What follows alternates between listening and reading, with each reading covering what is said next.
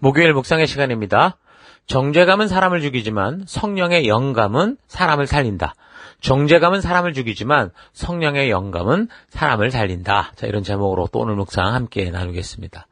자, 사도 바울은 로마서를 통해서 로마 교회를 혼란에 빠뜨릴 수 있었던 그 교회 안에 은혜로 들어왔음에도 인과율에 따른 구원에 대해서, 그러니까 믿음으로만 되는 구원과 혼돈이 없도록 인과율에 따른 구원, 예수를 믿는 것 외에 할례나 율법을 지켜야 구원받는다고 하는 그 그릇된 생각들이 어떻게 틀린 건지, 또 무엇이 바른 건지를 설명해 나가고 있죠.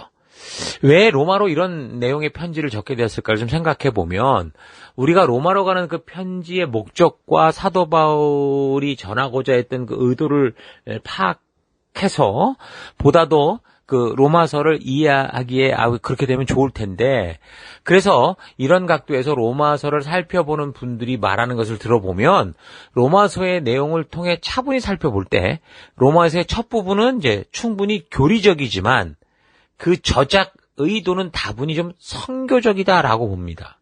그러니까 바울은 그 스페인 선교, 서바나 선교, 그 스페인까지 가고자 했던 그런 뜻이 있었기 때문에 그 당시 세계 중심이라고 할 수 있었던 로마까지 방문을 해서 은혜를 나누기를 원했고, 그래서 이제 로마 교회의 후원을 받아서 스페인으로 가고자 했다고 하는 이야기를 바울이 직접 하고 있기에 우리가 이렇게 생각해 볼 수 있다는 거죠. 자, 그러므로 우리가 로마서를 해석할 때 교리 서신으로만 보고 해석하는 건 잘못된 이해라는 겁니다. 우리가 로마서는 믿음과 구원의 율법에 대한 굉장히 중요한 교리를 말하고 있는 건 사실이잖아요. 근데 그렇게만 보는 건 아니라는 거죠. 왜냐하면 그것은 사도 바울이 쓴 로마서의 내용만 본 거지, 정작 좀 사도 바울이 로마서를 쓸 때 왜 그걸 써야 됐는지 그 시대적 상황과 사도 바울의 그 내적인 어떤 비전, 이런 건 전혀 고려하지 않은 거라고 볼 수 있기 때문에 이게 그래요. 그러니까 그거는 로마서의 내용만 그냥 글로만 이제 인정을 하고, 그 편지가 쓰여질 당시 사도 바울에게 놓여 있었던 상황과 그 젖을 목적은 전혀 생각지 않은 결과라는 거예요. 그래서 로마서를 교리 서신으로만 이해해서는 안 된다는 거고, 로마서는 어디까지나 젖을 목적에서 봤을 때 로마 교회로부터 확실한 어떤 선교 지원까지도 이어질 수 있도록 선교의 그 어떤 연장선상에, 그러니까 증인으로 보내는 그 선교의 사명을 감당하는 어떤 선교 서신의 한 부분이다라고 볼 수 있다는 겁니다. 자, 그런데 다시 한 번 더 생각해 보면, 고린도 지역에서나 선교 여정을 통해 자비량 선교를 하던 바울이 자신이 스페인 전도 여정을 가겠다고 로마 교회로부터 노골적으로 어떤 선교 자금을 요구하고 이런 목적으로 적었다라고 볼 수는 없어요. 자, 그렇다면 어떤 기록의 목적이 있었을까? 그러니까 그동안 바울이 각 지역 교회들을 사랑하고 염려하면서 교회 안에서 분란이나 다툼이 생기면 노심초사 바르게 세우고자 했던 그 마음을 볼 때, 로마 교회, 그러니까 자신이 세우지 않았어도 그렇게 예수의 이름으로 모여서 주신 사명을 감당할 수 있는 교회에서 유대 기독교인들과 또 로마나 헬라 이방 기독교인들이 교회의 주도권을 가지고 다투다가 누가 더 하나님 보시기에 합당한 리더인가, 이런 걸 갖고 싸우다 보니, 그러니까 유대인들이 아브라함의 혈통을 주장하고 또 할례를 주장하고 율법을 먼저 맡은 자로서 자기들이 하나님 앞에서 더 정당성을 가지고 있다, 이런 식으로 우겨대는 일들이 있었을 거라는 거죠. 그래서 결국 교회가 우리 주 예수 그리스도께서 주신 그 사명에 집중하지 못하게, 증인으로 서야 되는데 그러지 못하고, 하나님의 심장을 품은 생명을 낳는 생명을 세우는 일을 하지 못하고 내부 분열이 가중되니까 아마도 그런 문제들을 좀 바르게 다루어서 온 교회가 유대인이나 헬라인이나 로마인이나 누구라도 그 주신 사명에 집중하게 하기 위해서 적었다라고 보는 게 좀 더 로마서의 기록 목적에 좀 자연스러워 보인다는 겁니다. 물론 그가 보편적인 교회와 성도들이 믿음 안으로 들어와서 자신들이 값없이 받은 구원에 대해서 누구나 고민하고 성장하는 과정이 당연히 있기 때문에 그런 부분에 대해 여러 가지를 근거로 복음에 대한 확실한 구원의 정의를 알리려고 하는 그 보편적인 회람서신의 성격도 있지만, 그 본문 내용을 통해 거꾸로 이런 편지를 받는 사람이라고 생각을 해보면 교회 안에서 여전히 하나님의 역사와 일하심이 유대인들을 통해 이루어지고 있고, 그 자기는 특별한 존재고 교회의 주도권을 가져야 된다는 식으로 살아가는 그런 사람들이 있었을 것이다라는 것도 충분히 역추적할 수 있다라는 거죠. 그래서 유대인들이 자신의 출신과 율법적 전통에 대해서 주장하면서 교회를 하나 되게 하지 못하니까 하나님 앞에서 우리는 모든 인간은 유대인이든 헬라인이든 로마인이든 그 무엇도 아닌 죄인일 뿐이다라는 이 사실을 다 밝히면서 오직 하나님의 은혜로 말미암아 구속된 의롭다함을 얻는 그 똑같은 존재다라는 사실을 증거하면서 분명한 복음의 핵심과 하나님께서는 단지 유대인의 하나님이 아닌 온 인류의 하나님이시다라는 것을 말하고 있는 겁니다. 자, 그러니까 누가 먼저 그 은혜를 입고 부름을 받았느냐 이거이실 뿐이지 우리는 누구나 하나님 앞에서 하나님의 은혜로만 살아갈 수 있다라는 이 이야기를 1장에서 8장에 계속 얘기를 하는 거예요. 그러면서 특별히 잘난 척하는 유대인들에 대해서는요, 이제 9장에서 11장까지 그 아브라함의 후손이라고 하는 이스라엘이 과거에 또 현재에 미래에 어떻게 될 것인지 이 얘기를 하면서 결국 혈통과 신분이 아니라 하나님의 말씀 따라 순종하는 삶을 사는 그런 사람들, 그러니까 남은 자들을 통해 일하시는 하나님을 분명히 알게 합니다. 그러면서 12장부터 이제 그 은혜로 하나님의 자녀된 백성으로 살아가는 삶의 자세, 책임들을 말해주는 거죠. 그래서 하나님을 향한 우리가 가져야 될 태도가 뭐냐라는 게 12장 1, 2절. 12장 3절에서 8절은 교회에 대한 우리의 태도, 9절에서 21절은 사회에 대한 우리의 태도, 또 13장 1절에서 7절은 권세에 대한 우리의 태도, 13장 8절에서 14절까지는 이웃에 대한 우리의 태도, 이런 이야기들을 계속해 나갑니다. 특히 이 부분은 오늘 이 시대를 살아가는 성도로서 어떻게 하나님의 자녀답게 사회 속을 살아갈 수 있는지를 분명하게 말해주는 아주 중요한 부분이다라고 할 수 있어요. 그래서 서로 비판하며 다투지 말고 죽으나 사나 주의 영광을 위해 주님이 우리에게 부탁하신 사명 따라 부르심 따라 살아가라 이렇게 부탁하는 거죠. 자, 그래서 로마서는 이런 사명을 따라 교회가 서야 된다라는 이야기를 하기 위해서 아주 근본적인 우리의 상태로부터 이야기하는, 그러니까 교리적이라 할 수 있는 그런 내용을 다루게 된 거고, 그래서 이제 우리가 보내받은 이 땅에서 지금 어떻게 살아야 하는지, 사나 죽으나 무엇을 위해 살아가야 하는지를 이야기하면서 그런 사명을 가지고 있는 그 자신이 나중에는 그 사명에 순종하기 위해서 나는 이제 그 증인으로 땅끝까지 가라 하셨으니 스페인까지 가게 될 거다라고 얘기하면서 더불어서 이런 사명에 동참하기 원한다면 함께 그런 일을 감당할 수 있도록 이제 선교 지원에 대한 그런 얘기도 했다라고 볼 수 있습니다. 자, 이런 전체적인 내용을, 이 배경을 좀 기억하면서, 어제 우리가 지금 5장까지 나눴었는데, 5장 이후 이제 6장, 7장 계속 살펴나가도록 하십시다. 자, 5장에서 바울은 아담과 그리스도를 비교했죠. 비교하면서 아담이 온 인류가 지옥으로 가는 길로 이끈 그런 결정적인 인물이었던 것처럼 예수는 온 인류가 생명의 길로 나아갈 방향을 바르게 되돌이키는 모든 인류를 하나님께로 돌아오게 하는 하나님이 보내신 메시아다라는 사실을 말해줬습니다. 또한 우리가 죄인 되었을 때 우리를 먼저 불쌍히 여기고 그런 우리를 구원하신 하나님의 그 사랑을 알게 해서 우리가 믿는 예수로 인해 성도는 어떤 정체성을 가지고 성도로서 하나님과 단지 죄를 떨쳐내는 그런 정도가 아니라 함께 부르심 따라 동행하고 영원히 함께한 공동체에서 살아가게 되는 존재다라는 이야기를 하죠. 자, 무엇보다 우리의 어떤 잘남이 아니라 하나님의 전적인 사랑, 전적인 은혜가 우리를 구하셨다라는 이 복음을 전하는데, 그리고 이제 이어지는 6장에서는 그래서 우리가 그런 하나님의 전적인 사랑과 은혜를 입은 자로 어떻게 삶을 살아가야 되는지에 대해서 말해줍니다. 그러니까 하나님과 화목하게 된 하나님 나라 백성으로서의 삶, 구원 그 이후의 삶에 대해서 이야기하는데 우리의 실력이나 신분이나 종교적 열심과 같은 그런 행위가 아니라 믿음으로 구원받은 우리, 자격이 있어서가 아니라 전적인 하나님의 사랑과 예수님의 전적인 은혜로 구원받은 우리는 죄사함 받고 의롭다함을 그렇게 받는, 칭의로 끝나는 게 아니라 하나님과 더불어 화평하는 자리, 그러니까 하나님의 약속을 믿고 그대로 순종하는, 그러니까 하나님의 그 창조의 목적을 따라 그렇게 말씀의 가치를 따라 살아가는, 거기까지 가는, 스스로 선택하며 나아가는 그런 삶이 되어야 된다라는 걸 말하는 거예요. 6장 11절. 이와 같이 여러분도 죄에 대해서는 죽은 자요, 하나님께 대해서는 우리 주 예수 그리스도 안에서 새롭게 산 자다라는 걸 깨달아야 됩니다. 이제는 더 이상 여러분의 나약한 육신을 죄의 지배에 내맡겨 육신의 욕망에 빠져 들어가게 해서는 안 됩니다.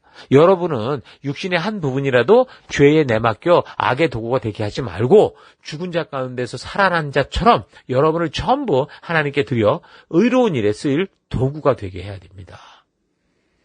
저 어제도 얘기했듯이 진정한 제사의 완성은 단지 속죄의 번제단을 쌓는 것만이 아니라 회개하고 뉘우쳤다면 하나님이 우리를 원래 창조하셨고 부르셨던 그 사명을 따라 살아가는 그 현장에서 그 말씀대로 살아내는, 그러니까 화목제단을 쌓아야 되는데 바로 그 얘기를 또 하는 거예요. 우리가 회개하고 믿고 가만히 있으면 되는 게 아닙니다. 교회당만 열심히 왕복 운동하는 종교인이 되는 게 아니라고요. 회개란 돌이킨 거예요. 원래 자리에서 우리에게 맡겨진 사명을 충실하게 감당해가는 상태가 회개인 거예요. 그러니까 우리 종교적 능력이 아니라 하나님의 전적인 은혜로만 구원을 받는다고 해서 하나님께서 죄인을 사랑하시고 그래서 회개하고 믿겠다고만 하면 죄를 해결해 준다고 해서 어떻게 살아도 상관없다라는 식의 생각은 잘못됐다는 거죠. 우리도 로마서를 통한 구원의 교리를 듣다 보면요, 결국 우리의 어떤 노력이 아닌 전적인 하나님의 그런 은혜와 선택에 의해 되는 것이다라는 그런 생각을 들게 되는데, 그런 생각이 들게 되는데, 그래서 어떤 사람들은요, 그렇다면 우리가 하루하루 뭐 이렇게 어렵게 살 필요가 없이 어차피 구원될 자들은 구원되니까 좀 마음 편하게 살아가는 게 어떠냐라고 생각을 하기도 합니다. 자, 그러니까 그런 열심을 내서 아무리 하나님이 자녀답게 살겠다고 발버둥 쳐도 결국 택한 자들만 구원받는다면 우리의 이 땅에서 교회에서 하는 수고와 노력이 무슨 의미가 있냐라는 생각도 드는 거죠.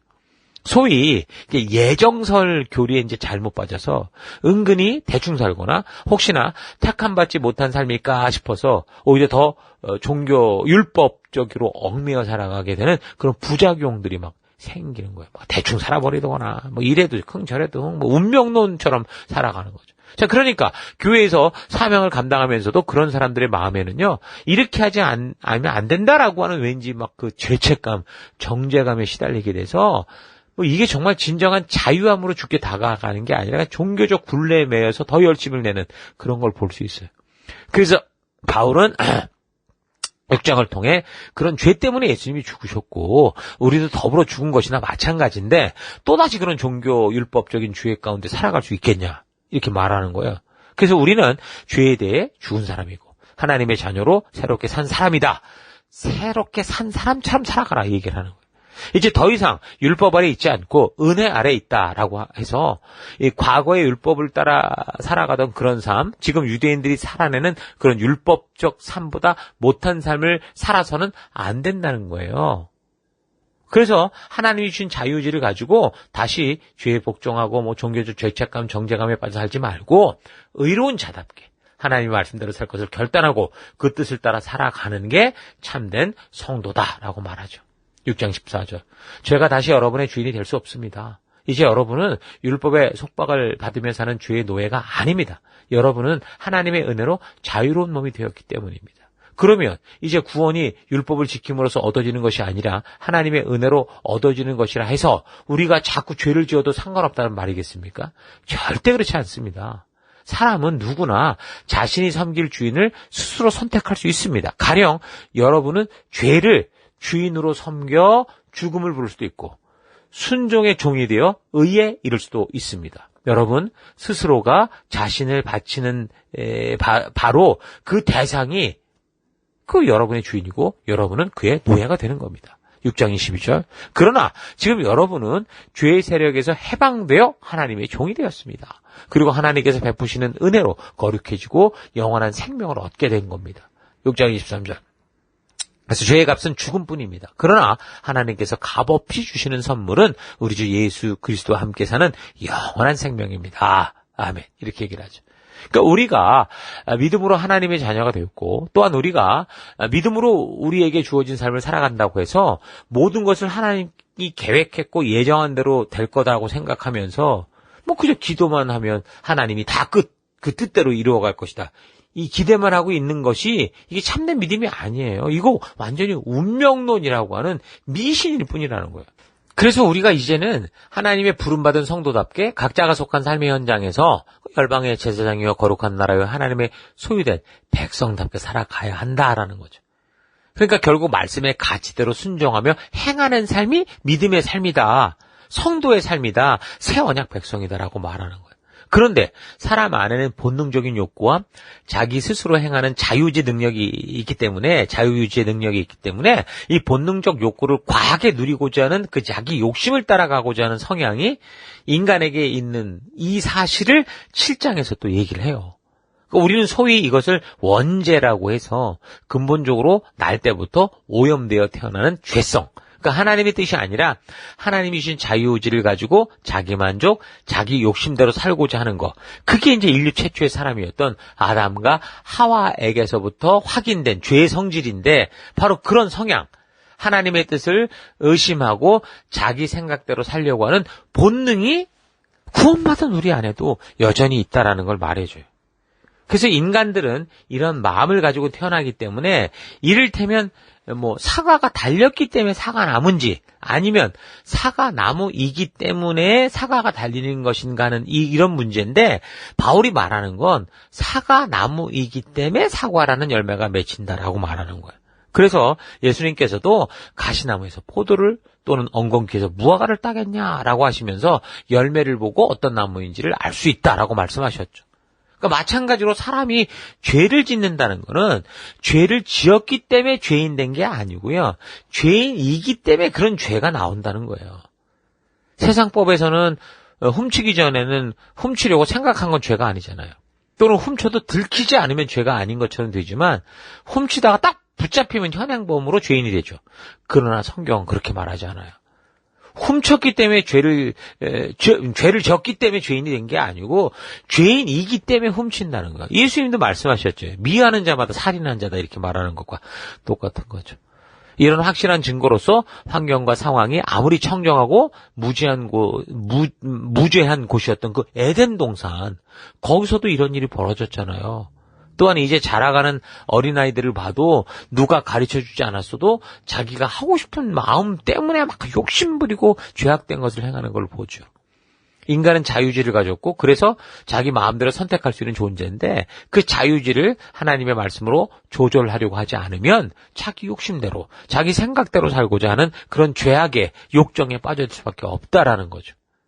자, 이렇게 사람들 속에 있는 죄성은 절대로 자기 힘과 인간의 의지로 벗어나지 못한다라는 것을 그러니까 바울이 자기의 어떤 경험을 통해 고백하며 말해줍니다. 그러니까 사람의 자유의지가 하나님의 뜻을 따라 스스로 절제하지 않고 율법 안에서조차 그것을 종교적으로 바꾸어서 자기 생각대로 자기 욕심대로 행하고자 하는 그러니까 바울이 자기 내면에 이런 죄성을 들여다보니까 선을 행하기 원하는 나에게 악도 함께 있구나라는 고백을 하죠. 7장 14절. 율법은 선한 겁니다. 그러므로 문제는 율법이 있는 게 아니고요. 내 속에 있습니다. 나는 죄라는 주인에게 노예로 팔렸기 때문입니다. 나는 나를 도무지 모르겠습니다. 속으로는 올바른 일을 해야지 하면서도 그렇게 되지 않습니다.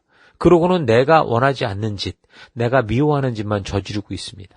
나는 내 행실이 잘못되었다는 것도 내가 어기고 있는 율법이 선하다는 것도 잘 알고 있습니다. 그러면서도 이러는 나를 어찌해 볼 도리가 없는 겁니다. 이런 나는 이미 내가 아니기 때문입니다. 내게 이런 악한 일을 시키는 것은 내 속에 들어있는 나보다 더 힘이 센 죄입니다. 나는 내 육신 안에 올바른 것이 하나도 없다는 사실을 알고 있습니다.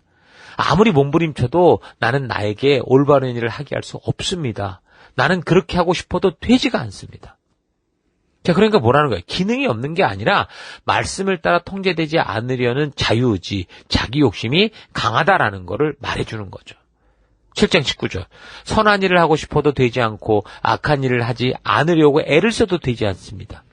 이제 내가 원하지 않는 일을 하고 있는 게 사실이라면 문제는 분명해집니다. 죄가 아직도 나를 사로잡고 있기 때문이라는 사실입니다. 그러니까 이런 바울의 고백은 자기 중심적 욕심에서 도저히 스스로 헤어날 수 없겠더라라는 거를 얘기를 하는 거죠. 아무리 본인 스스로 노력하고 수고하고 바른 일하고 양심적으로 살고 종교적으로 절제하고 40일 금식하고 도 닦고 수도원 가서 수도하고 연부를 해도 안 되고 심지어 율법을 미친 듯이 지켜도 그 어떤 것으로도 안 되더라는 거예요. 우리 안에 있는 자기를 위해 살고자 하는 이 욕심은요, 아무리 인간 스스로 온갖 몸부림치고 노력하고 정성을 쏟아도 해결될 수 있는 문제가 아니다라는 말인 거죠. 그러니까 바울이 이 때문에 절규한다고 외치는 거예요. 7장 21절. 그러므로 내가 한 법을 깨달았노니 곧 선을 행하기 원하는 나에게 악이 함께 있는 것이다. 이걸 현대어로 말하면 현대 성경으로 보면 이렇게 적혀 있습니다. 나 스스로는 늘 올바른 일을 원하지만 어쩔 수 없이 잘못된 일을 해버리는 이것이 인생의 현실인 것 같습니다. 이렇게 얘기를 해요. 여러분, 왜 우리가 좋은 일을 선택하고 작심을 해도 이 사흘도 못 갈까요? 그게 바로 이 죄성 때문에 그러는 거예요. 이 죄성은 되게 게으르고 욕심 많고 그래서 악하다는 겁니다. 아무리 결심해도 안 돼요. 그래서 바울이 정직하게 고백하기를 7장 23절에서 25절까지 뭐라고 그러냐. 내 속 깊은 곳에 어떤 다른 것이 있어서 그것이 내 마음에 분란을 일으켜 나를 누르고 아직도 내 속에 도사리고 있는 죄의 노예로 만들어버립니다. 나는 마음으로는 늘 기쁨으로 하나님 섬기는 종이 되기를 원하면서도 실제로는 여전히 죄의 노예가 되어 있는 자신을 봅니다. 이제 여러분은 내 형편이 어떻다는 것을 아셨을 겁니다. 아, 나는 얼마나 비참한 처지에 놓인 인간입니까? 누가 이 죽을 수밖에 없는 노예 상태에서 나를 해방시켜 줄 수 있습니까? 하나님께 감사드립니다. 우리 주 예수 그리스도께서 나를 해방시켰기 때문입니다. 그분이 나를 해방시켜 주셨습니다. 아멘. 결국 이런 고백은 어디에서 나오는가? 바로 바르게 서고자 했던 스스로의 노력이 온전하지 못하니까 느껴지는 그 죄책감, 정죄감 때문이 아니겠습니까? 나름대로 최고의 율법 교육을 받고 최고로 율법을 잘 지키고 있었다고 했었는데 그래서 아무리 겉으로 보일 때는 이 대단한 율법학자의 천사 같아 보였어도 그러나 자기 양심을 비추어 볼 때 도저히 스스로가 의롭다고 할 수 없다는 사실을 알게 되는 거죠. 정말 이 율법을 제대로 지킨 게 아니라는 걸 알게 되더라는 겁니다. 그러니까 율법을 많이 알면 알수록 더 깊은 좌절과 절망 속에 빠져드는 거죠. 이제 그만큼 내가 율법대로 살고자 하지 않는 모습이 보이기 때문입니다. 잘 배운 자나 못 배운 자나 목사나 성도나 똑같이 그 죄의 올무, 자기 욕심대로 자기를 중심으로 해석하며 살고자 하는 마음의 완악함을 부인할 수 없는 거예요. 그래서 하나님의 은혜가 아니고 종교적 실력인 율법을 지켜서 하나님께 가야고자 한다면 그 수많은 정죄감에 짓눌려 살아갈 수밖에 없는 그 끔찍한 현실을 고백하는 거예요.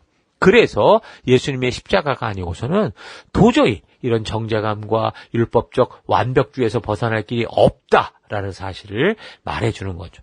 이 죄로 말미암는 정죄감은 이 세상의 어떤 방법으로도 우리의 힘으로 스스로 떨쳐낼 수 없는 거예요. 성경을 알고 율법을 아는 자들도 심하지만 이 세상에 속해서 살아가는 사람들도요, 사람의 양심에도 이 정죄감과 이 죄책감이 있어요. 절대 감출 수가 없어요. 하나님이 만든 기능이기 때문에. 그래서 그 죄로 말미암는 죄책감, 정죄감에 눌려서 어떤 이들은 심지어 자살하기도 하잖아요. 유일하게 죄의 정죄감을 벗어날 수 있는 딱 한 가지 길이 있는데 죽는 거예요, 사실. 그러나 이게 단순한 죽음을 가지고는 안 돼요, 또. 이게 지옥 간다니까요. 그래서 우리의 죽음은 그리스도와 함께 십자가에 못 박혀 죽는 그 죽음이어야 돼요. 그래야 부활하시는 그 예수님 안에, 그 안에서 나도 다시 그 새 생명으로 거듭나서 새롭게 태어날 수 있는 거예요. 그러니까 이게 세례의 의미고 세를 주는 중요성이죠. 그러니까 죄와 결합된 나는 죽고 그리고 죽음에서 올라올 때는 새로운 생명, 그리스도와 함께 올라오게 되는, 이걸 말하는 겁니다. 그렇게 되면 율법이라는 게 우리가 지키면 살고 아니면 죽는 그런 정죄의 도구가 아니라 하나님께서 이렇게 부족한 우리로 하여금 주님의 뜻을 따라 걸어갈 수 있도록 주신 안전장치고 생명의 법이다라는 걸 깨닫게 되는 겁니다. 어쩌면 율법을 스스로 지켜 완전해지고자 했던 이 옛날과 우리 주 예수 그리스도로 말미암아 새롭게 태어난 후에도 율법을 더 바르게 지키고자 하는 건 같을지 몰라요. 그러니까 어쨌든 몰라서 종교적으로 지켰든 이제 알고 의도로 가고 지키든 결국 율법을 지켜가는 겉은 같아 보일 수 있어요. 다만 그게 구원의 방법이요, 이렇게 하지 않으면 지옥 갈 것 같아서 늘 나를 죽음에까지 몰아가려는 정죄감을 벗어나기 위해서 그 율법을 지키는 것과, 이것이 하나님의 백성들이 걸어야 되는 길이고 하나님께서 그 백성들을 위해 축복으로 주신 하나님의 예비된 은혜에 이어서 이거를 즐기며 지키는 것과는 완전히 다르다는 거죠. 그러니까 전자는 억지로 끌려가는 종교의 매몰되는 삶이라면 후자는 똑같은 걸 가지고 스스로 즐기며 이 땅 가운데 하나님 나라를 이루고 하나님의 진심과 의도를 따라 살아가는 복된 삶이 되는 거죠. 그래서 이제 바울이 8장에서 1절 그러므로 이제 그리스도 예수 안에 있는 자에게는 결코 정죄함이 없나니 이는 그리스도 예수 안에 있는 생명의 성령의 법이 죄와 사망의 법에서 너를 해방하였습니다. 라고 그렇게 외치는 거예요. 자, 이 8장의 부분은 내일 우리 계속해서 묵상하십시다. 자, 그래서 오늘 하루 나는 하나님이 사랑의 손길과 축복으로 하나님의 말씀의 길을 열어주셨는데 정말 아브라함과 같이 순수한 마음으로 그 사랑과 축복을 기대하는 마음으로 믿고 따르고자 하는지 아니면 내가 하고 싶은 대로 하지 못하게 하는 나를 얽어매는 종교의 사슬처럼 생각하면서 살아가고 있는지 좀 차분히 되돌아보십시다. 정죄감은 사람 스스로 목숨을 끊을 정도로 무서운 죄의 사슬입니다. 사탄은 우리에게 어떻게 해서든 그래서 정죄감을 줘서 하나님으로부터 숨거나 반항하거나 외면하며 살아가게 하려고 하죠. 그래서 교회 안에서는 하나님의 사랑인 말씀을 율법의 족쇄로 만들어서 정죄감에 빠뜨리며 왜곡된 신앙생활에 빠지게 하고 교회 밖에서는 하나님의 음성에 들려지게 만든 양심을 화인 맞게 만들어서 아예 죄를 지으면서도 그게 죄고 부끄러움인지조차 모르게 만들고 있다는 거죠. 요즘 세계 유명한 도시들에서 벌어지고 있는 그 동성애 축제 같은 거 보세요. 얼마나 지저하고 더러운데도 뻔뻔스럽게 그렇게 그런 짓거리를 벌이는지 보면 알 겁니다. 오직 우리 주 예수 그리스도의 십자가를 통한 용서와 우리 주 생명과 진리의 성령께서 하나님의 말씀을 통해 주시는 하나님의 사랑에 대한 이 확증만이 여러분 그런 정죄감으로부터 우리를 자유하게 할 겁니다. 이 생명의 성령의 법이 죄와 사망의 법에서 우리의 마음을 해방해서 우리로 하여금 기꺼이 그 하나님의 사랑이 담긴 말씀대로 믿고 신뢰하게 해서 자유로운 삶을 살게 할 겁니다. 성경이 말하는 믿음의 관계는 종교의 규칙으로 얽매이는 고행이나 무슨 지극정성의 강도를 따지는 어떤 율법적인 관계가 아니고요. 살아계시고 우리를 창조하신 아버지 하나님의 진심을 알아서 그 하나님 아버지와 동행하는 관계를 말하는 거예요. 여전히 자유의지와 본능을 가지고 살아가는 우리가 그 의지를 자기 만족과 자기가 원하는 대로 살려고 하는 곳에 쓰지 않고 그 의지를 가지고 우리를 창조하시고 이 땅에 보내신 하나님의 진심을 알고 그래서 기꺼이 그 하나님의 진실한 뜻을 따라 온전히 서고자 하는 일에 힘쓰는 우리가 되어야 되는 거예요. 이런 일이 가능하게 하기 위해서 예수님께서 우리를 위해 십자가에서 죄의 문제를 해결해 주신 거고 성령 하나님께서는 우리의 믿음의 마음에 이 함께 거하시면서 주의 진리로 자유하게 하는 그런 삶으로 인도해 주시는 겁니다. 그러니까 똑같은 하나님의 이 말씀이 우리에게 자유를 주는 생명과 성령의 법이 돼야지 우리에게 정죄감을 주는 죄와 사망의 법이 되게 해서는 안 된다라는 겁니다.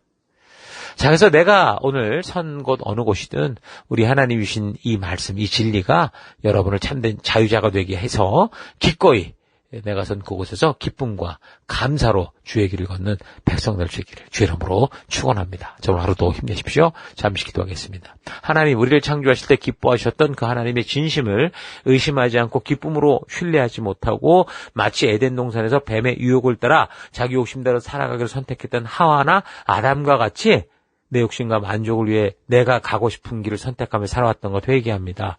하나님이 우리에게 자유를 주셔서 자유하게 하셨는데 그것을 육체의 기회로 삼고 본능이 원하는 대로 살겠다는 죄성, 사탄의 유혹을 따라 살지 않고 진정으로 주님의 말씀이 나로 자유하게 하는 참된 믿음의 삶 살아가기 원합니다. 나는 우리 주 예수 그리스도를 나의 구주, 나의 주인으로 믿고 내 하나님의 그 사랑을 믿으며 성령 하나님께서 늘 나와 함께 하시며 주의 진리로 자유케 하는 것을 믿습니다. 주님이 성경을 통해 안내하는 길을 따라 끝까지 믿음으로 걷는 내가 되기를 원합니다. 하나님, 정죄감은 사람을 죽이지만 성령이 주시는 그 영감은 사람을 살린다는 거 잊지 않고 오늘도 좀 정죄감이 아니라 우리 성령 하나님께서 주시는 그 영감을 따라 살아가는 그런 하루 되길 원합니다. 그 길로 이끄시고 함께 하신 하나님 감사드리고 예수님 이름으로 기도했습니다. 아멘.